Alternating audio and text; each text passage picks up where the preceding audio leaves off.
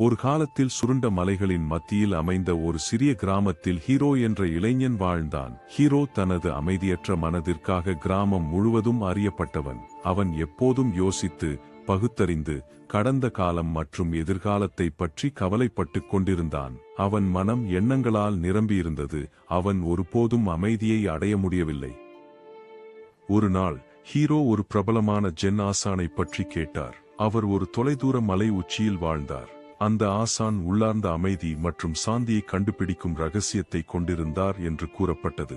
ஆர்வமுடன் hero gen ஆசானின் ஞானத்தை தேட ஒரு பயணத்தை தொடங்க முடிவு செய்தார். பல நாட்கள் கடினமான பயணத்திற்கு பிறகு ஹீரோ மலை உச்சியை அடைந்தான். அங்கே ஜென் ஆசான் அமைதியாக அமர்ந்து ஆழ்ந்த தியானத்தில் கண்களை மூடியிருந்தார்.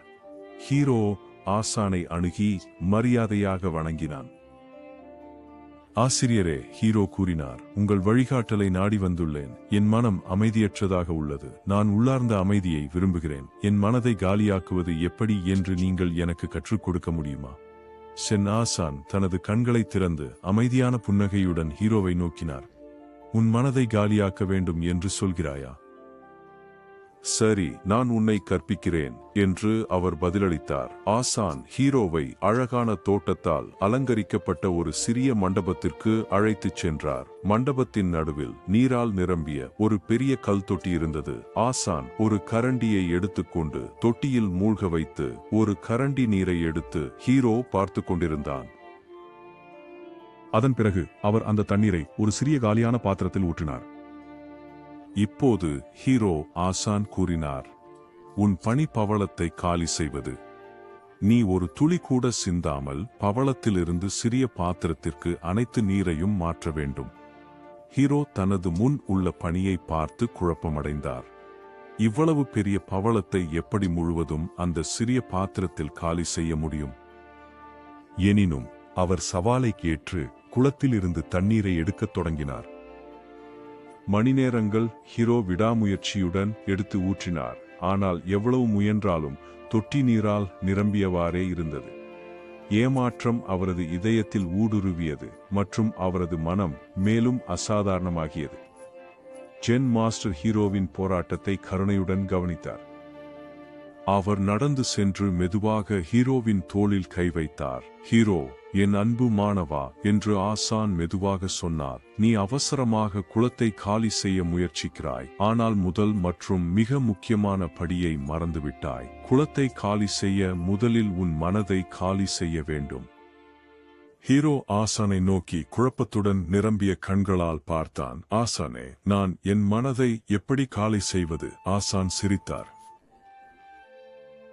உங்கள் கவலைகளை, பயங்களை மற்றும் பற்றுதல்களை விடுங்கள் என்று அவர் கூறினார். தற்போதைய பணியில் மட்டும் கவனம் செலுத்துங்கள். இந்த தருணத்தில் முழுமையாக இருக்கவும், பிறவை அது பின்பற்றும்.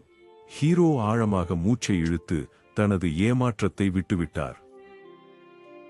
அவர் தொட்டியை காலி செய்ய முயற்சிக்காமல் ஒவ்வொரு தண்ணீர் அள்ளியதையும் கவனித்து அதன் ஒலி மற்றும் உணர்வை ரசித்தார். மெதுவாக அவர் ஓட்டத்தில் நுழைந்தார். அவரது மனம் தெளிவாகவும் அவரது ஹரஹரகளும் எளிதாகவும் ஆனது. ஹீரோ தனது மனதை காலி செய்தபோது அதிசயமான ஒன்று நடந்தது.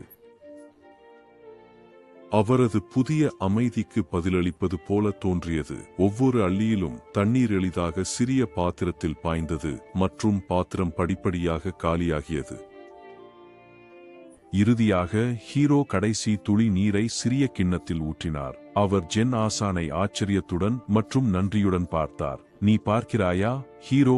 ஆசான் சொன்னார். நீ உன் மனதை காலியாக்கும் போது பிரபஞ்சம் உன்னுள் வழியாக பாய அனுமதிக்கிறாய். நீங்கள் செய்யும் பணியுடன் ஒன்றிணைந்து எல்லாம் சரியாக அமைகிறது. உண்மையான அமைதி மற்றும் தெளிவு அவனுக்குள் எப்போதும் இருந்தது என்பதை ஹீரோ உணர்ந்தான். அந்த நாளிலிருந்து ஜென் ஆசானின் ஞானத்தை அவன் இதயத்தில் சுமந்து கொண்டான். நினைவூட்டும்